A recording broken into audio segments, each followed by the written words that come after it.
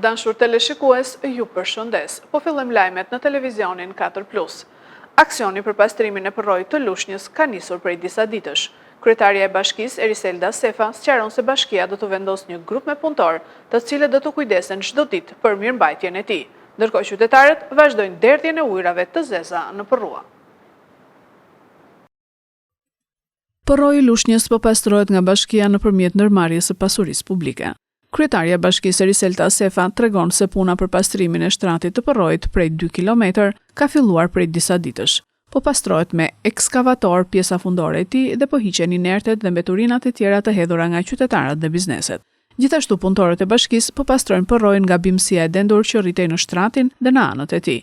Pas këtij aksioni pastrimi, do të vendoset një grup punëtorësh që do të merren çdo ditë me mirëmbajtjen e përrojit që kalon mes përmes qytetit, tha Sefa. Bashkia nëpërmjet ndërmarrjes së pasurisë publike me mjetet që disponon, por patjetër dhe me forcën punëtore, ka filluar prej disa ditësh pastrimin e gjithë shtratit të territorit të përrojit për rreth 2 kilometër, ku është parashikuar pastrimi i pjesës fundore të saj me mjetet ekskavator dhe bobkat, por patjetër dhe prerja e barave të këqij me punëtorinë.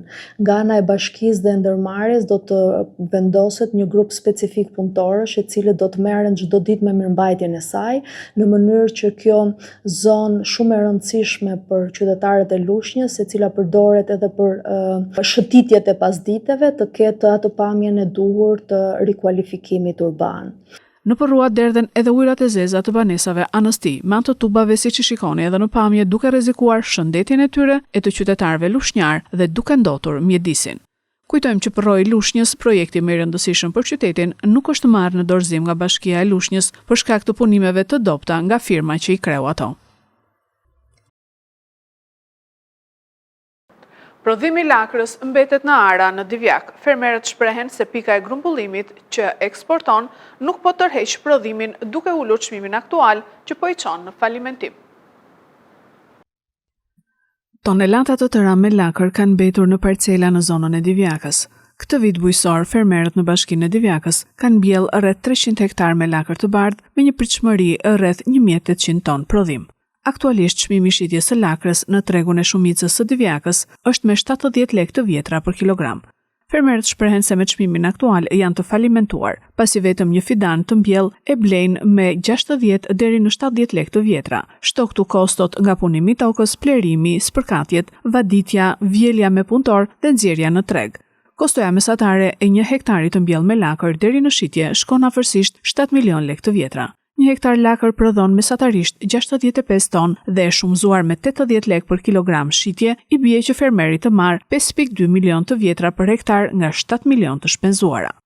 Lakra kokë tani për momentin është me 70 lekë. Për ne si fermer jemi grop, dhe jemi fyt. Kështu që s'kemi çfarë bëjmë, po na përzejmë zor nga Shqipëria. Po na përzej një fidan e blejmë 70 lekë. Duke filluar nga fidani, degë, plugimi, frezimi, helmet, blerat, jemi katastrofë. Pa llogaritur fuqinë punëtore.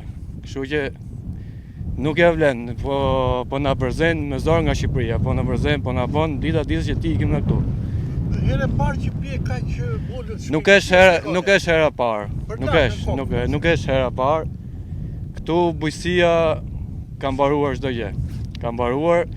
Tu bujësia vlen vetëm për tregtarët, që ne prodhojmë mallin, tregtarët fitojnë. Po s'ka tërheqje, nuk ka tërheqje. Ish tregu i dobët, nuk marrin, s'ka aj konsumat, aj marrin.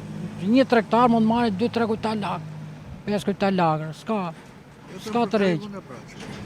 Vetëm për tregu brendshëm, kaq. S'ka. Po ju si fermer keni interes me këtë çmim kaq të ulët?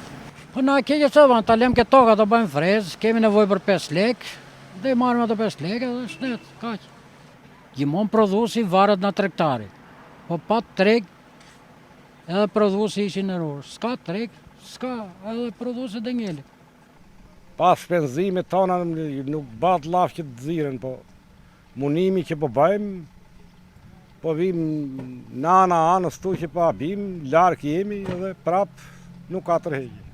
Kam qysh mëgjesën këtu, e deri tani. Po vetë ora 12, ne, s'ka tregtar, s'ka tregtar që ta tërheqë. Pikat e grumbullimit të fruta perimeve që punojnë me eksportin nuk po tërheqin lakër, çka bën që çmimi të jetë tepër i ulët.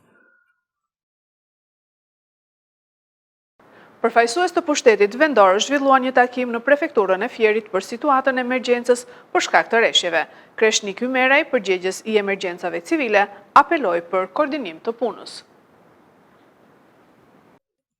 Përfaqësues të pushtetit vendor dhe drejtorive rajonale janë mbledhur paraditën e sotme në një takim urgjent në prefekturën e Fierit për të raportuar situatën e emergjencës për shkak të rreshjeve.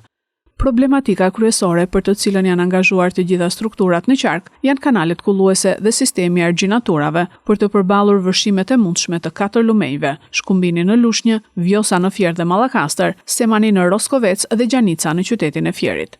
Referuar të dhënave që na vijnë mbi kushtet atmosferike nga Instituti i Gjeoshkencave, në institucionin e prefektit qarku Fier gjatë ditës së sotme është organizuar të sjellë një takim pune mes drejtuesve të strukturave vendore të sistemit të mbrojtjes civile, nga ku është marrë një informacion i përgjithshëm mbi situatën aktuale në terren.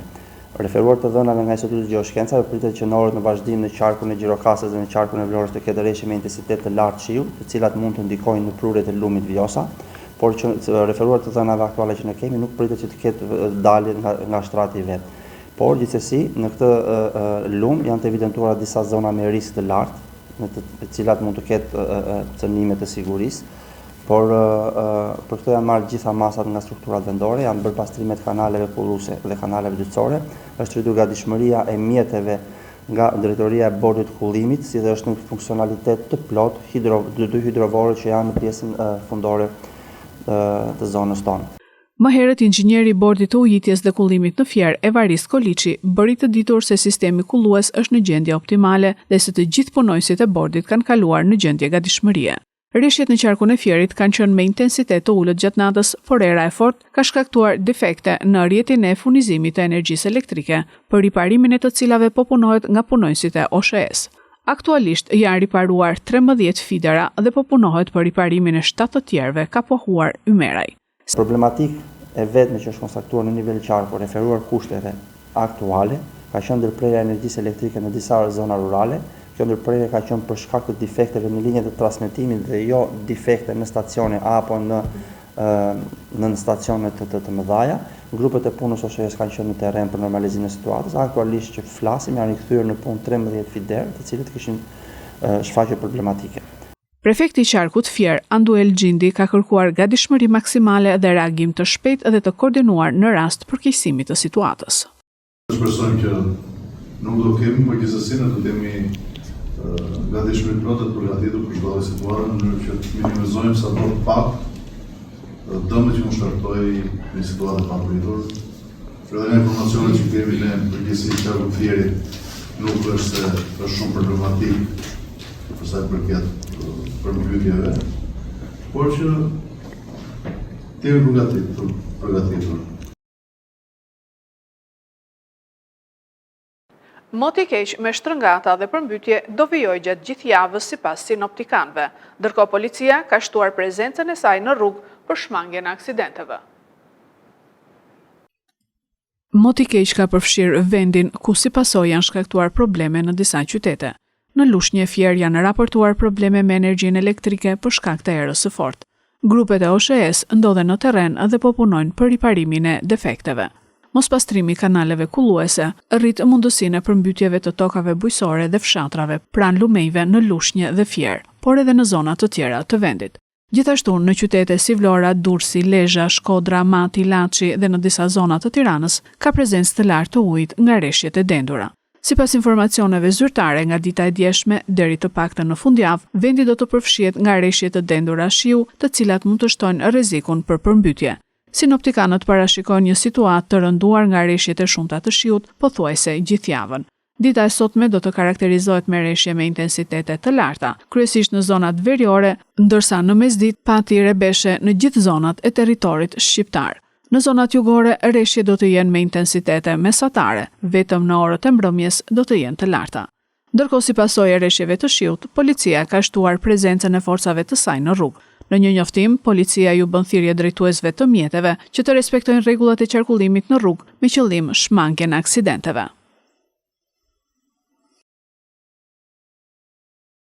Qeveria shqiptare ka miratuar projekt ligjin për fshirjen, shuarjen dhe pagesën e detyrimeve tatimore ndaj administratës tatimore qendrore dhe të detyrimeve të pagueshme në dogan. Janë mbi 202.000 përfitues nga shlyerja e detyrimeve tatimore dhe doganore.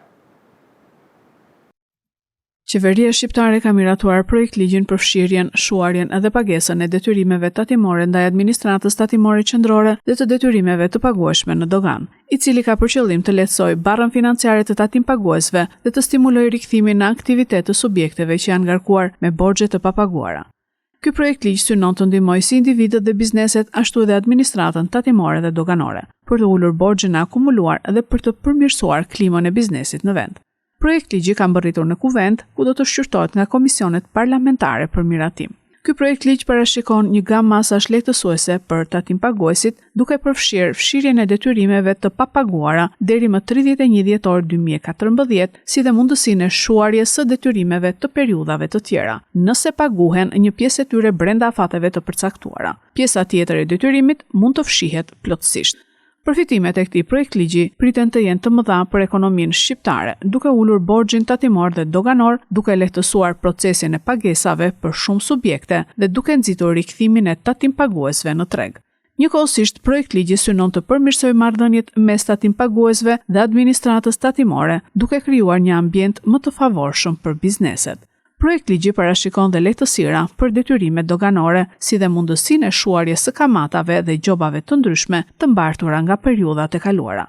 Ky projekt ligj është pjesë e politikave fiskale të qeverisë për rritjen e formalizimit të ekonomisë dhe përmirësimin e sistemit tatimor. Sipas të dhënave të administratës tatimore dhe doganore, deri më 31 dhjetor 2024, borxhi tatimor i papaguar arrin në 162.5 miliard lek, me rreth 202.387 tatim pagues debitor, ndërsa detyrimet doganore të papaguara kapin shumën e 48.6 miliard lekve me 4.684 raste të papaguara. Pas miratimit në kuvent, ky projekt ligj pritet të hyjë në fuqi më 1 janar 2026 dhe të ofrojë mundësi për tatim paguesit që të rregullojnë detyrimet e tyre, duke përfituar nga një periudhë kalimtare që shkon deri në fund të vitit 2026. Ministria e Financave do të publikojë udhëzimet e nevojshme për zbatimin e këtij ligji dhe do të monitorojë përmbushjen e kushteve nga tatim paguesit. Këto ishin lajmet tona për sot. Lajmet i gjeni dhe në internet në website-in 4plusmedia.tv. Bashkë mirupafshim.